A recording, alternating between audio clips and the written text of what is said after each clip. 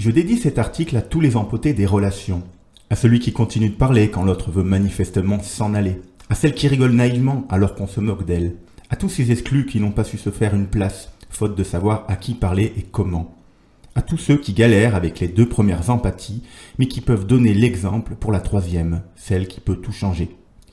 Au commencement vient la survie, pour éviter le pire, pour éviter d'être mis de côté, pour éviter les mauvais coups, voire le harcèlement.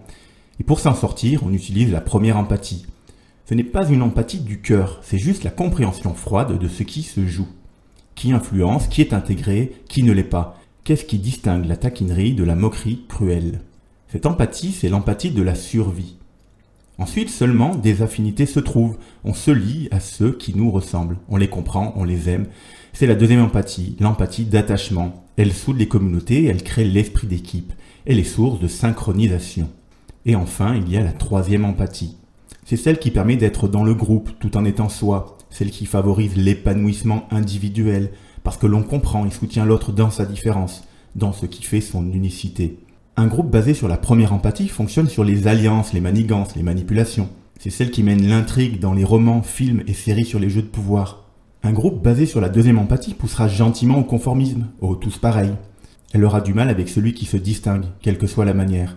Ce n'est seulement qu'avec la 3e empathie qu'on peut s'épanouir, qu'on peut donner le meilleur de soi-même, qu'on peut former des projets qui ont du sens, des projets qui changeront le monde. Alors vive les empotés et tous les autres qui peuvent s'émouvoir et vivre ensemble. Et si Claire continue de parler quand il ne faut pas, appuyez-vous sur la 3e empathie. Apprenez simplement à comprendre son fonctionnement. Au lieu d'aller chercher votre sac pour montrer que vous voulez partir, vous pouvez simplement lui dire « Claire, je te remercie pour cette belle discussion, on en reparle bientôt, je vais me reposer. » Et là, vous serez rentré dans la 3e empathie. Vous serez allé plus loin que l'attachement. Vous aurez dépassé le « je t'aime parce que tu es comme moi » pour vivre intensément le « je t'aime parce que tu es toi ».